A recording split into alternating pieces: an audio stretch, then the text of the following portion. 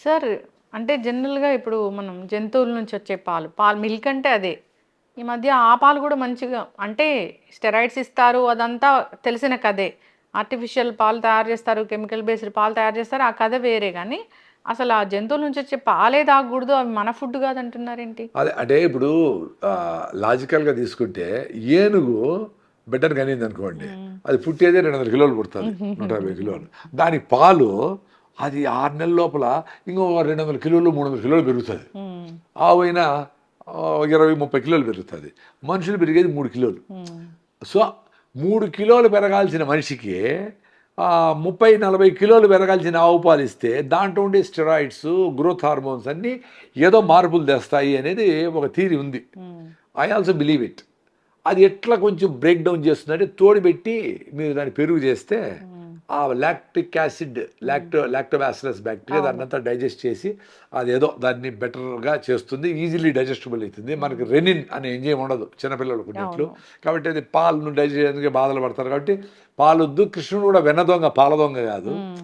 So వెన్న, నెయ్యి, పెరుగు తినండి, మీకు పొట్ట బ్యాక్టీరియా కూడా, గట్ మైక్రోబియం అందరూ మాట్లాడుతుంటారు కదా, అది కూడా బెటర్గా ఉంటుంది అని ఆ థీరీని నేను ప్రూఫ్ కోసం ఏం చూడలా.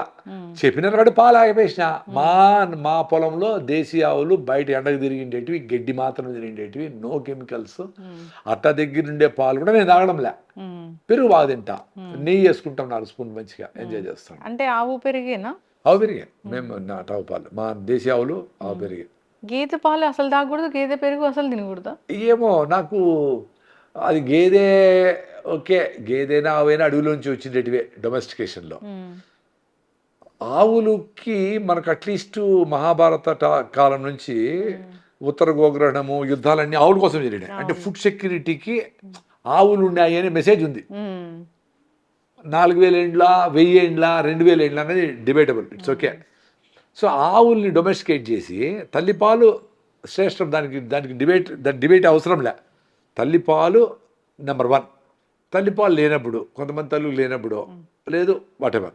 సో మీకు నెక్స్ట్ బెస్ట్ ఏది ఆవు పాలు. ఎందుకు ఆవు పాలు మంచిదంటే ఆవుల్ని డొమెస్టికేట్ చేసి పొలానికి వాడినారు. ఆ పేడ మూత్రము వ్యవసాయానికి వేసినారు. డీజిల్ పెట్రోల్ లేకుండా దున్నినారు. వాటి బిడ్డలతో పొలం పనులు చేపించినారు. తల్లిపాలు తర్వాత ఆవు పాలు శ్రేష్టం అన్నారు. ఆవు పాలకు మన బాడీ, మన సిస్టమ్ అడాప్టబిలిటీ వచ్చింది. అంటే మనము ఫోర్స్ఫుల్గా మీరు చిన్నగా చేస్తూ ఉంటే అలవాటు అయినట్లు, తినగ తినగ వేము తీయంగా నుండు. సో నువ్వు వేపలు వేస్తావు అంటే వేపలు చేదు అనిపిస్తుంది. ఫస్ట్ టైం కాకరకాయ చేదు అనిపిస్తుంది, ఆ కాకరకాయ రోజు తింటా ఉంటే చేదు ఎందుకు వస్తుంది. అట్లా ఆవు పాలతో చేసిన పెరుగు, మేగడ, వెన్న, నెయ్యి, వాటెవర్, అది you are use to it.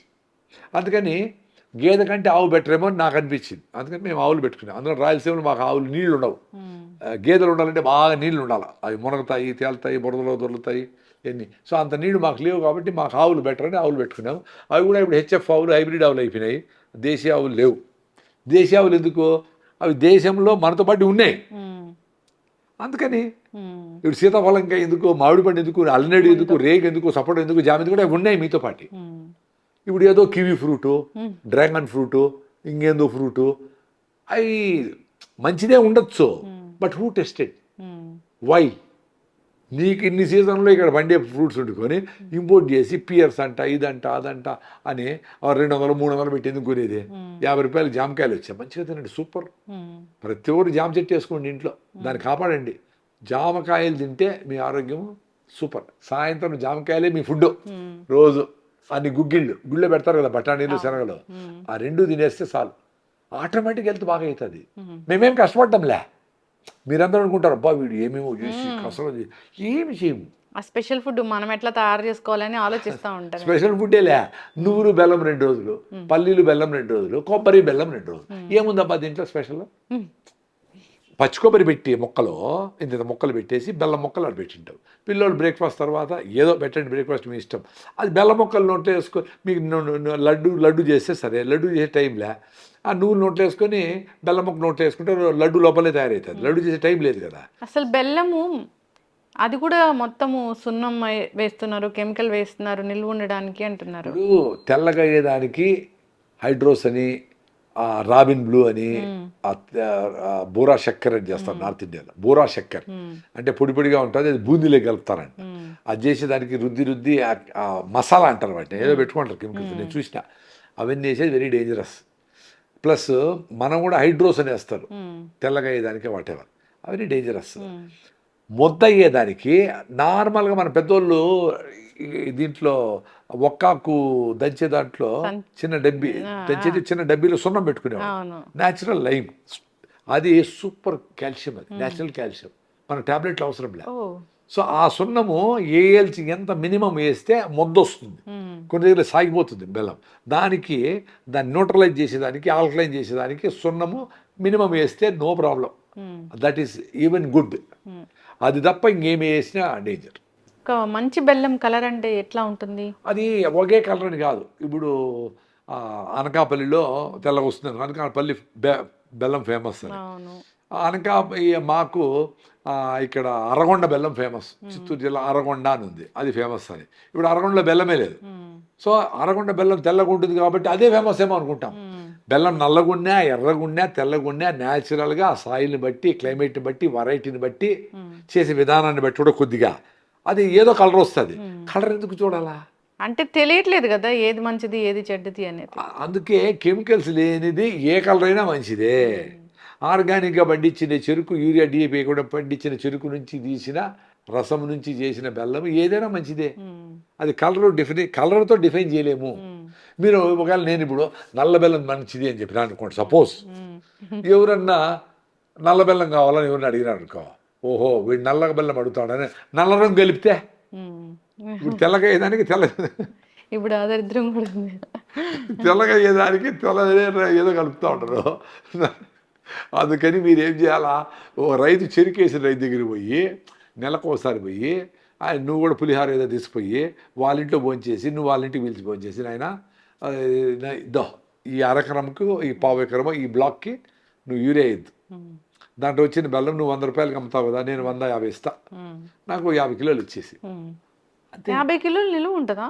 పెట్టుకోవచ్చు ఇంట్లో పెట్టుకొని కిటికీలు వేసి మీరు ఫ్రిడ్జ్లో కూడా పెట్టచ్చు కావాలంటే, ఫ్రిడ్జ్లో పెట్టుకొని వాడుకోవచ్చు. మీరు ఒక చిన్న రూమ్కి బయట నుంచి గాలి లేకుండా, వర్షాకాలంలో ఉండే ముసురులు వచ్చినప్పుడు లోపలికి తేమ దూరకుండా క్లోజ్ చేసుకోవచ్చు. ఇప్పుడు ఇంకా జెల్ అని వచ్చినాయి, మనము టాబ్లెట్ వాడినప్పుడు చిన్న సంచి ఇస్తారు, ఆ సంచి తేమ లాగేస్తుంది, డ్రైగా పెడతారు. అట్లా జెల్ బయట దొరుకుతుంది 1000-2000కో. అది గిన్నెలో పెట్టేస్తే ఆ లోపల ఉండే తేమను అది లాగేస్తూ ఉంటుంది. దాన్ని అప్పుడప్పుడు బయట ఎండలో పెడితే ఆ తేమ ఎవాపరేట్ అయిపోతుంది. అట్లా చేసుకోవచ్చు. మేము ప్రకృతిలో బెల్లం ప్రొటెక్ట్ చేసేదానికి డీహ్యూమిడిఫైయర్స్, అంటే గాల్లో ఎప్పుడు సెట్ చేయి ఉంటాం, రిలేటివ్ హ్యూమిడిటీ RH, లోపల గాలిలో తేమ శాతం ఎంత ఉండాలంటే 55 డిగ్రీలు, 50 నుంచి 60 మధ్యలో ఉంటే బాగుంటుంది బెల్లం. ఇట్లా బెల్లం బంక్ అయిపోకుండా బాగుంటుంది. సో మేము డీహ్యూమిడిఫైయర్ ఫార్మాకి పెడతారు కదా, అట్లా చిన్న మిషన్ ఒకటి పెట్టుకున్నాం. అది ఎప్పుడు హ్యూమిడిటీ ఎక్కుతుందో అప్పుడు అదే లాగి నీళ్ళ లాగేసి ఆడ పెట్టేస్తాం, సాఫ్ట్ చెడిపోకుండా.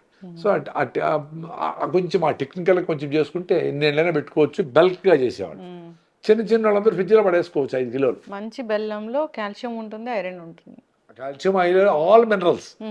పెద్ద ఓఆర్ఎస్ కాకుండా మీరందరూ బెల్లం నీళ్ళే మినరల్ వాటర్. అందుకనే మాకు తిరణాలు జరుగుతాయి, తిరునాళ్ళు రాయలసీమలో.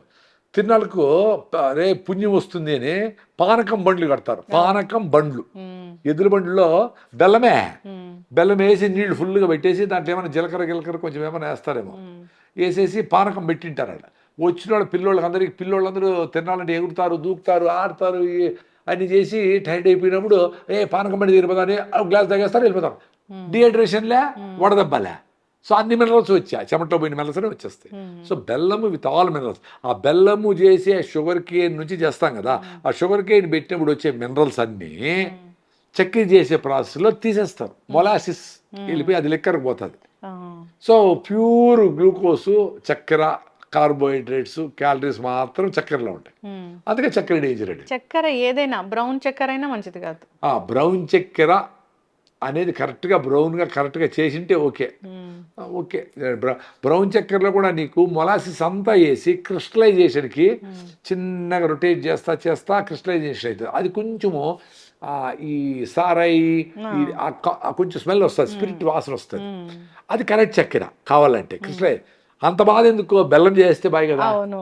అసలు చక్కెర మీద ఎందుకు అంత ఉండాలా అనేది నా ఉద్దేశం. సో బెల్లంలో అన్ని మినరల్స్ ఉంటాయి, because you are using the entire plant. ఇప్పుడు పామ్ జాగరి అలాంటివి కూడా ఉంటున్నాయి కదా సార్. ఇప్పుడు పామ్ జాగరీ చేసే విధానము, పామ్ ట్రీస్ దగ్గరకి మీరు వెళ్ళి అక్కడ చేసే వాళ్ళ దగ్గర నీట్గా చేసి అది ఫర్మెంట్ కాకుండా చేస్తే ఓకే. దానికి 300, 400, 500 ఎందుకు పెట్టాలా?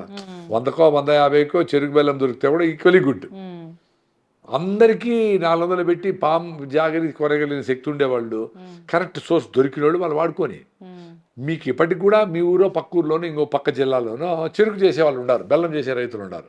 వాళ్ళతో ఫ్రెండ్షిప్ చేసి, నాయన నువ్వు నల్లగుండా ఎర్రగుండా ఎట్లున్నా అటు రాని, నువ్వు తెల్లగుండే దానికి మంది వేయొద్దు, ఒక వంట అని అక్కడే ఉండండి మీరు. అది వెరీ సింపుల్ కదా, 1 గంటలో అయిపోతుంది బెల్లం. వాడు చెరుకు పాలు పడతాడు, ఓకే. ఫీల్డ్లో ఏదో నువ్వు యూరియా వేసింటే ఓకే, అది వదిలేసి. అట్లీస్ట్ మీరు ఇప్పుడు బెల్లం చేసే టైంలో సంక్రాంతికి చేస్తారు, డిసెంబర్ జనవరిలో చేస్తారు. సో మీరు అప్పుడు పోయి ఆడే కూర్చోండి, ఆ పాలు పడతారు, పాలు దాంట్లో పోస్తారు, మీ ముందరనే అక్కడే ఉండండి. ఆ మురికి అంతా తీసేస్తారు, పైన అంతా వస్తుంది కదా, మురికి అంతా తీసేస్తారు, బెల్లం వస్తుంది. అది ఎట్లా నల్లగుండి అరగుండి తెచ్చుకోండి, అంతే కదా. అవును. వాడు ఏదంటే కూడా అమ్మ మళ్ళీ ఏమన్నా మేడం ఏమన్నా అనుకుంటుందేమో ఏమో అని చెప్పి సగం వేయచ్చు. మాకు వద్దురా స్వామి అని చెప్తే కూడా వాళ్ళకి అర్థం కాదు. ఒకసారి అర్థమయ్యి మీరు ఈ బ్లాక్ బెల్లానికి ఓకే, ఎర్రదో వాటెవర్ అని ఓకే అనుకుంటే ఎవ్రీ టైం మీకు అదే ఇస్తాడు. అట్లా ఫ్రెండ్షిప్ చేయండి వాళ్ళతో. ఫ్రెండ్షిప్ చేసి ఫ్యామిలీ డాక్టర్ అని కాకుండా ఫ్యామిలీ ఫార్మర్ అని పెట్టుకొని, వాటితోనే కొన్ని కూరగాయలు, టమాటాలు, వంకాయలు, బెండకాయలు, మిర్చి, 2 ఆకుకూరలు పెట్టుకొని, 2 బొప్పాయికాయలు అడేసేద్దో, ఈ నాటు బొప్పాయిలు వేసుకొని నువ్వు తిని మేము తింటాము. అట్లా ఫ్రెండ్షిప్ చేయండి. వీక్ అటు పోయేసి 1 గంట సేపు అంత గడపండి. మీరు పొలాలు కొని మీరు వ్యవసాయం చేయాలనుకోండి, మంచిదే. చేయలేకపోయినా ఇంకా పొలం చేసే రైతుతో ఫ్రెండ్షిప్ చేసేది ఈజీ కదా.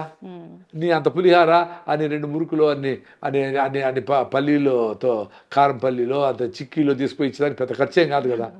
టు మేక్ ఫ్రెండ్షిప్ మందు బాటలే అవసరం లే, అంత బెల్లము. ఇదైతే హెల్తీ ఫ్రెండ్షిప్, హెల్త్ కోసం. అంతే కదా. నువ్వు లడ్డు తీసుకొని ఇచ్చినా చాలు. వాళ్ళు నువ్వుల లడ్డు తిని వాళ్ళు ఎక్స్పెక్ట్ చేస్తూ ఉంటారు పిజ్జాలు, బర్గర్లు. నాయనా ఇది మంచిది కాదు చెప్పండి వాళ్ళకి, మీ తినే ఫుడ్ సూపర్ నాయనా, you be respectable to your way of living and to your food అని క్లియర్గా చెప్పండి వాళ్ళకి.